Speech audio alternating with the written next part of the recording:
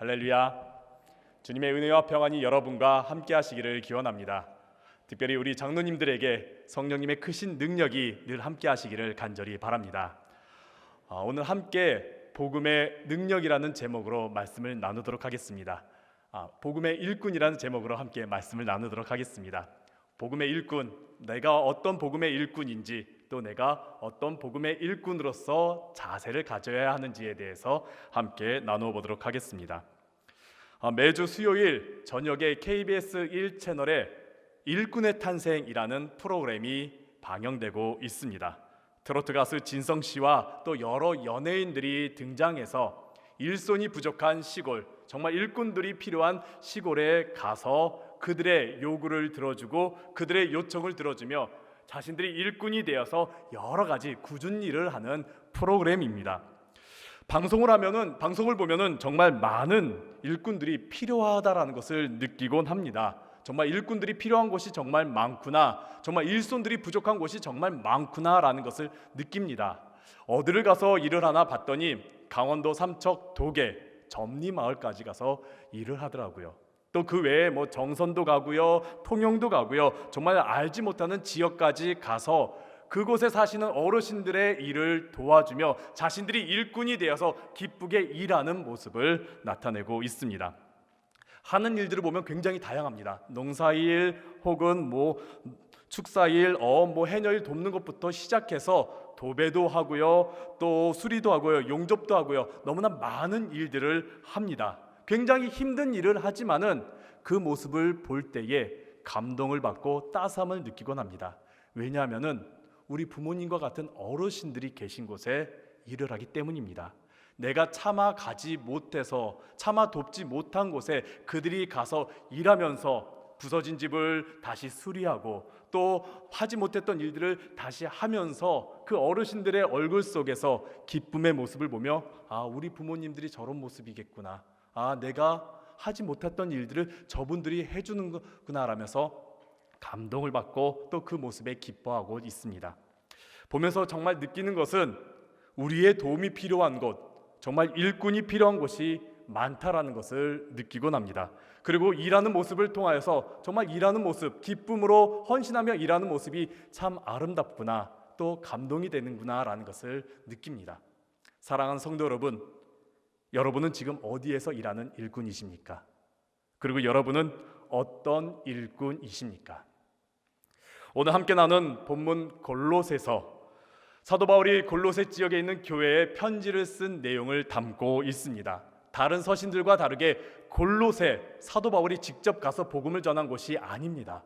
사도 바울이 에베소 지역에서 복음을 전할 때에 골로새 출신의 에바브라가 그 에베소에 들어와갖고 사도 바울의 복음을 들었습니다.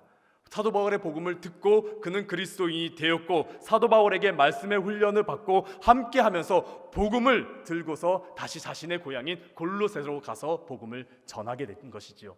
그러면서 골로새 지역에 교회가 세워지게 됩니다. 에바브라의 헌신적인 사역으로 골로새 지역의 교회가 건강하게 성장하면서 사도 바울이 골로새 교회를 향해서 칭찬하는 내용이 골로새서 1장 3절에서부터 5절까지 나타내고 있습니다. 이렇게 말합니다. 우리가 너희를 위하여 기도할 때마다 하나님 곧 우리 주 예수 그리스도의 아버지께 감사하노라. 이는 그리스도 예수 안에 너희의 믿음과 모든 성도에 대한 사랑을 들었으며 너희를 위하여 하늘에 쌓아둔 소망으로 말미암음이니 곧 너희가 전에 복음 진리의 말씀을 들은 것이라. 사도 바울은 골로새 교회 성도들이 복음 진리의 말씀을 들었고 그 안에서 예수 그리스도 안에서 믿음과 사랑과 소망으로 성장하고 있는 모습을 보면서 골로새 교회를 향하여 칭찬하는 장면이 나옵니다. 그렇지만은 골로새 교회에 문제가 하나가 있었습니다. 그것은 이방 문화와 이방 철학과 이방 사상과 함께 유대의 잘못된 가르침이 들어오다 보니까 교회 안에 내부적인 문제가 생기게 된 것이죠. 에바브라가 이 문제를 해결하고 싶었지만 자신의 능력으로 해결할 수가 없었습니다. 그래서 사도 바울을 찾아가서 이 문제에 대해서 해결책과 가르침을 받고자 했는데 그때 사도 바울은 감옥에 갇혀 있는 상태였습니다. 에바브라는 감옥에 갇혀 있는 사도 바울을 찾아갔습니다. 그런데 그곳에서 그만 에바브라도 감옥에 갇히고 만 것이지요. 에바브라는 어떠했을까요? 내가 왜 여기까지 와서 감옥에 갇혔을까? 그랬을까요? 그렇지 않습니다. 골로새서 4장까지 쭉 읽어보면은 에바브라는 그 골로새 교회를 향해서 그들이 굳건하게 서기를 기도한다라고 말하고 있습니다. 에바브라는 골로새 교회를 위하여 헌신한 나머지 그만 감옥에 갇히고 만 것이지요. 그러면서 그 안에서 사도 바울과 함께 골로새 교회에 대한 이야기를 나누게 되었고 함께 기도하게 되면서 사도 바울은 그래, 에베소 교회에 편지를 쓸 일이 있는데 골로새 교회에도 함께 편지를 써야겠다면서 편지를 쓰게 됩니다. 편지를 쓰면서 아마 사도 바울은 이런 마음이 있었던 것 같습니다. 골로새 교회의 정말 중요한 일꾼, 중요한 지도자 에바브라가 지금 내 옆에 있다라는 것이죠. 그렇다면 골로새 교회는 어떠했을까요? 정말 중요한 일꾼과 지도자의 부재로 말미암아 어려움을 겪고 있었겠지요. 그래서인지 사도 바울은 골로새서를 쓰면서 그들의 마음이 어떠한지를 알기 때문에 일꾼이라는 단어를 골로새서에서 자주 등장시킵니다. 그리스도 안에 있는 신실한 일꾼, 복음의 일꾼, 교회의 일꾼, 그런 일꾼이라는 단어를 골로새서에서 자주 언급하는 것을 보게 됩니다. 일꾼이라는 단어의 헬라어는 디아코노스라는 단어를 사용하고 있는데 노동자로서 일꾼이라는 뜻이라기보다는 종, 집사, 동역자, 봉사자, 섬기는 자라는 일꾼이라는 뜻을 가지고 있습니다. 교회를 위해서 섬기는 자, 교회를 위해서 헌신한 자, 복음을 위해서 정말 헌신하고 봉사하고 뛰는 자, 그들이 바로 일꾼이라는 것이지요. 사도 바울은 에바브라라는 정말 골로새 교회의 중요한 일꾼의 부재로 말미암아 불안하고 걱정되는 골로새 교회에 정말 귀한 일꾼이 세워지기를 바라는 마음으로, 정말 신실한 일꾼이 세워지기를 바라는 마음으로 골로새서를 썼습니다. 그리고 특별히 오늘 본문 가운데 사도 바울이 그 일꾼이 세워지기를 바라는 마음이 담겨져 있습니다. 특별히 복음의 일꾼, 이러한 복음의 일꾼에 대해서 오늘 함께 나누고자 합니다. 오늘 이 저녁 예배는 장로 헌신 예배입니다. 장로, 사전적인 의미로는 나이가 많고 학문과 덕이 높은 사람이라는 뜻을 가지고 있습니다. 히브리어로는 장로라는 것이 자케인이라는 단어를 사용하고 있는데 턱수염이라는 뜻을 가지고 있습니다. 그것은 즉 나이가 많은 사람이라는 뜻이지요. 이 단어는 지나면서 공동체의 지도자라는 뜻을 가지게 됩니다. 그런 의미에서 장로란, 우리 장로님은 삶의 경륜과 지혜를 지닌 자로서 공동체를 이끄는 존경받는 어른이라는 의미를 가지고 있다고 볼 수가 있습니다. 원래 감리교회는 해방 이전에 장로라는 직분이 없었습니다. 본처 전도사라는 직분이 있었습니다. 본처 전도사는 어떤 사람들이냐? 교회 안에서 세워진 전도사로서, 한국인 전도사로서 교회를 위하여 치리하고 말씀을 전하고 또 성도들을 양육하고 복음을 전하는 분들이 본처 전도사였습니다. 우리 교회 초창기 이덕수 전도사님이 본처 전도사였습니다. 선교사님과 또 목사님들과 교회를 도와서 헌신하는 분들, 복음을 전하는 분들이 바로 본처 전도사셨습니다. 이분들이 이제 해방 이후가 되자 본처 전도사라는 직분이 장로님으로 바뀌게 된 것입니다. 우리 춘천중앙교회 초대 장로님들을 보니까요 14분의 장로님들이 계십니다. 해방 이후에 장로님이 되신 분들입니다. 성함이 이렇습니다. 최태경, 김원배, 이종범, 유도윤, 조중옥, 박만선, 이종원, 김창근, 박용훈, 이기영, 최경자, 어정원, 이규붕, 문천덕 장로님이십니다. 이렇게 14분의 장로님들 중에서 문천덕 장로님을 빼고 13분은 원래 본처 전도사님이셨습니다. 해방 이전부터 본처 전도사님으로 활동하시다가 제2차 춘천 지방회 때, 해방 이후 2차 지방회 때 그분들이 장로님이 되셨고, 그리고 문덕천 장로님은 신천 장로님이 되셨습니다. 이분들은 정말 교회에서 잘 훈련받으신 분들이셨습니다. 또 선교사님들을 도와서 교회를 위해서 정말 헌신하는 분들이셨고, 무엇보다 이분들은 정말 복음을 위해서 뛰는 복음의 일꾼들이셨습니다.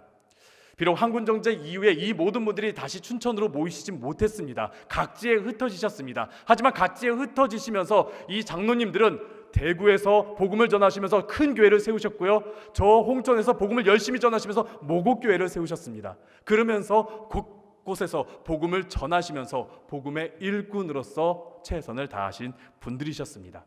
우리 교회 장로님들의 뿌리가 그렇더라고요.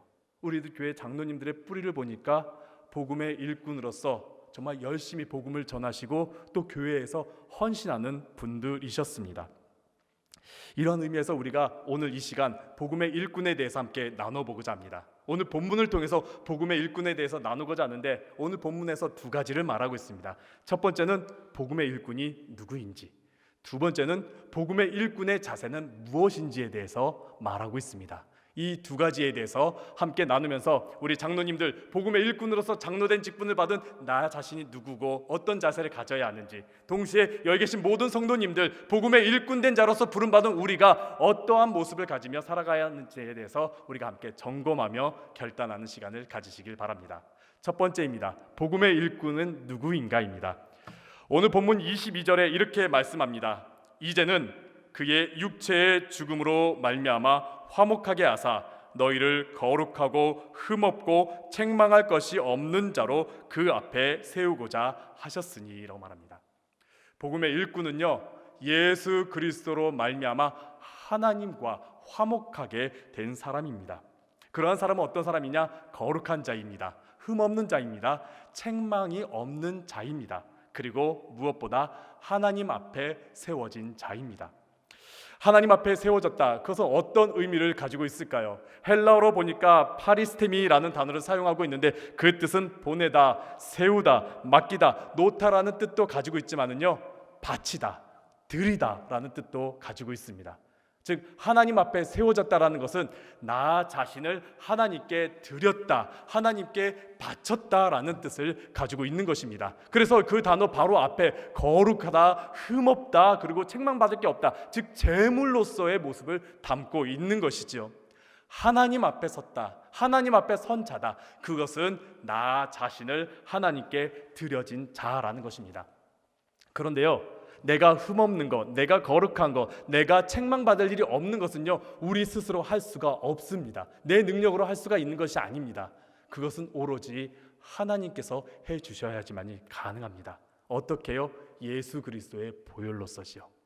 그렇기 때문에 내가 하나님 앞에 세워졌다라는 것은요, 나 자신의 노력이나 나 자신의 자격으로 세워진 것이 아니라 하나님께서 세워주셨다라는 것입니다. 하나님께서 세우셨다, 즉 나 자신을 하나님께 드렸다는 것과 동시에 나는 하나님께서 세워주신 자라는 것입니다. 복음의 일꾼이 바로 그것입니다. 복음의 일꾼은 하나님께 나 자신을 드린 자이며 동시에 하나님께서 나를 복음의 일꾼으로 세워주셨다라는 의미를 가지고 있습니다. 이것을 꼭 기억해 주시길 바랍니다. 하나님께 나 자신을 드린 사람은 무엇입니까? 무엇을 드린 겁니까? 나의 힘, 나의 능력, 나의 건강, 나의 시간, 나의 물질, 나의 자녀, 모든 것을 하나님께 드린 자입니다. 더불어서 하나님께서 세우셨다라는 것은 내가 자격이 돼서 세워진 게 아니라, 내가 노력해서 세워진 것이 아니라 하나님의 은혜로 세워졌다라는 것이죠. 그래서 사도 바울은 에베소서 3장 7절에서 이렇게 말씀하고 있습니다. 우리 함께 에베소서 3장 7절에 있는 말씀을 함께 읽겠습니다. 이 복음을 위하여 그의 능력이 역사하시는 대로 내게 주신 하나님의 은혜의 선물을 따라 내가 일꾼이 되었노라. 아멘. 내가 일꾼이 된 것, 내가 복음의 일꾼이 된 것, 내가 장로님이 된 것, 또 내가 직분을 받은 것, 그 모든 것은 다 하나님의 은혜로 됐다라는 것입니다. 교회의 일꾼은 자격이 돼서, 내가 노력해서, 내가 능력이 돼서 된 것이 아니라 하나님의 은혜로 되었다라는 것입니다. 오늘 이것을 기억하시기를 간절히 바랍니다. 나는 복음의 일꾼이구나. 나는 하나님의 복음의 일꾼이구나. 나는 복음의 일꾼된 자로서 나의 삶을 하나님께 드려야 하는 것이구나. 그리고 나는 하나님께서 세우신 자이구나라는 것을 꼭 기억해 주시기 바랍니다. 이 기억을 갖고 이 정체성을 가지면서 하나님의 복음의 일꾼이 되시는 여러분들, 또 우리 장로님들 되시기를 간절히 바랍니다. 두 번째입니다. 그렇다면 복음의 일꾼은 어떤 자세를 가져야 할까요?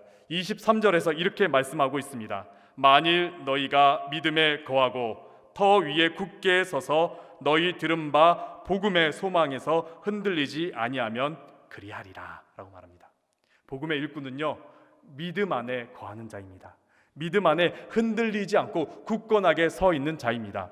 복음의 소망에 흔들리지 않고 그 소망을 굳건하게 붙잡은 자가 바로 복음의 일꾼의 자세를 가진 자입니다. 복음의 일꾼의 자세는요, 믿음 안에서 흔들리지 않고 굳건하게 서서 복음의 소망을 가지고 살아가는 자라는 겁니다. 소망을 가진 자라는 것이죠. 닉슨 대통령의 참모로 참 악명 높게 활동했던 분이 있습니다. 찰스 콜슨이라는 분입니다. 닉슨 대통령 시절에 정말 악랄하게 활동하면서 사람들에게 손가락질 받을 정도로 비판받던 사람입니다.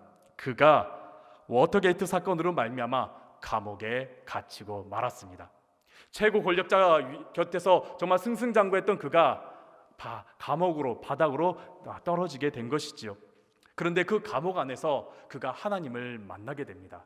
그러면서 자신의 삶을 뉘우치고 회개하면서 그리스도인이 되고 출소 이후에 감옥에 있는 많은 사람들, 정말 불쌍한 영혼인데 그들을 위해서 내가 도와야 되겠구나 라면서 교도소 선교회를 만들어서 수감생들을 돕고 그들을 신앙으로 변화시키는 사역을 했던 분이 바로 찰스 콜슨이라는 분입니다.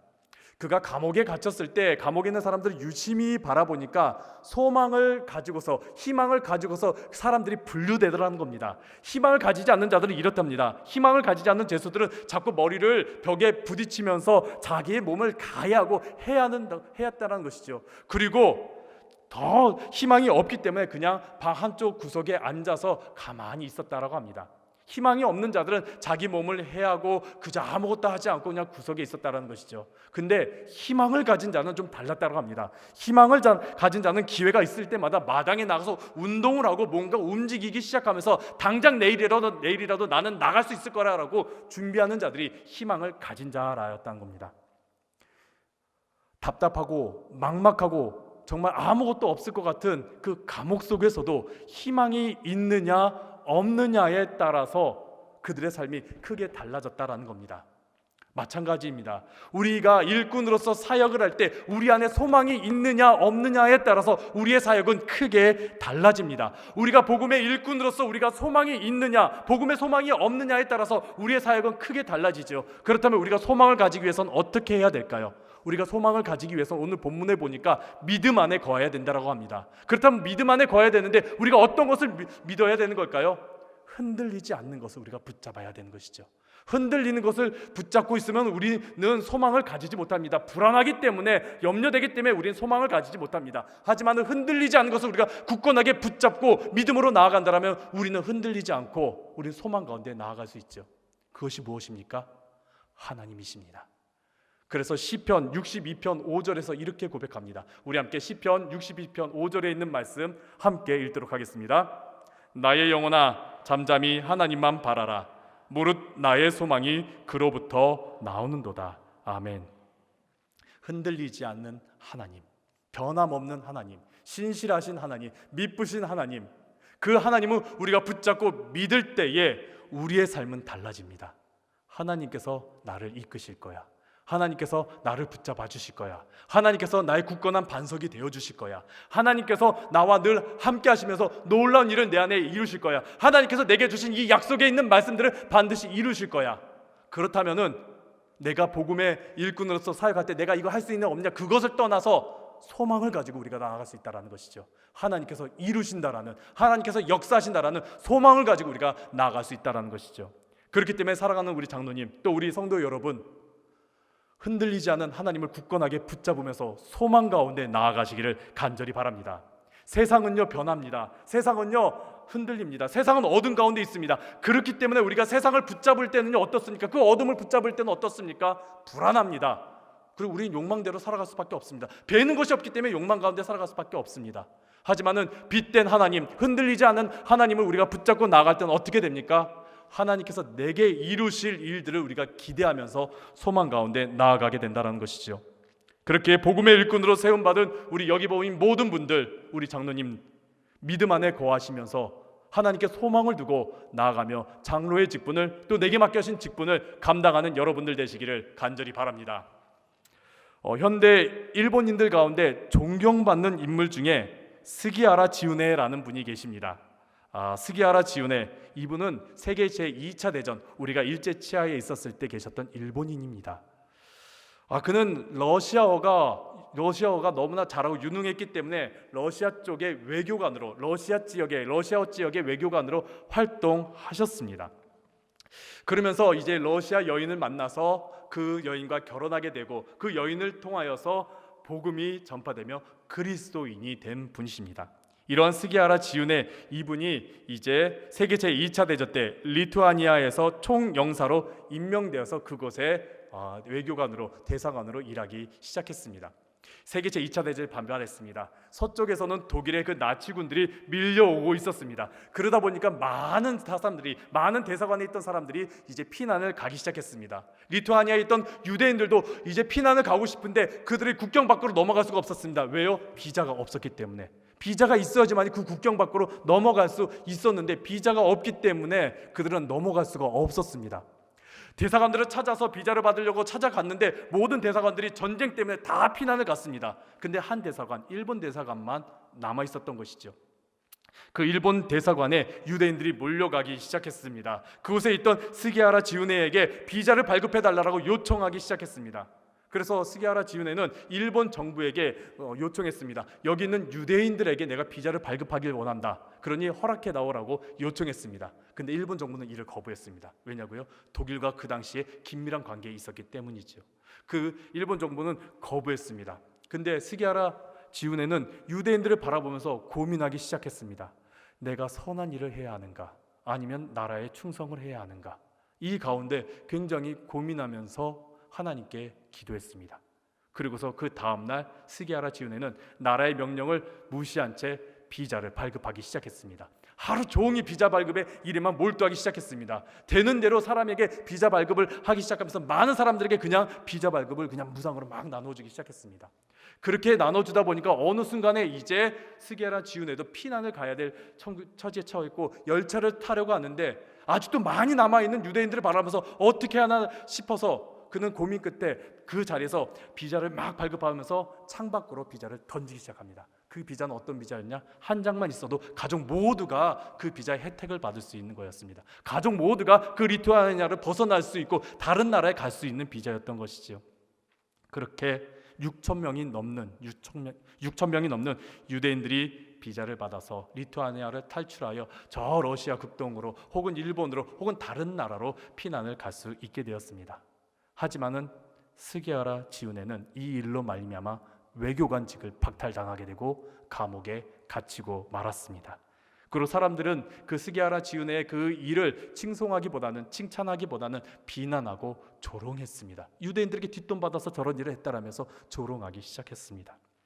전쟁은 끝났습니다. 그리고 이스라엘이 재건되자 유대인들이 그동안 자신들을 도와주었던 사람들을 찾기 시작했습니다. 그 중에서 동양인 스기하라 지훈에를 찾기 시작했는데 일본 정부에 가고 스기하라 지훈에가 어디 있습니까? 라고 묻자 일본 정부는 그런 사람 없습니다. 그런 외계인 없습니다 하면서 무시해버린 것이죠.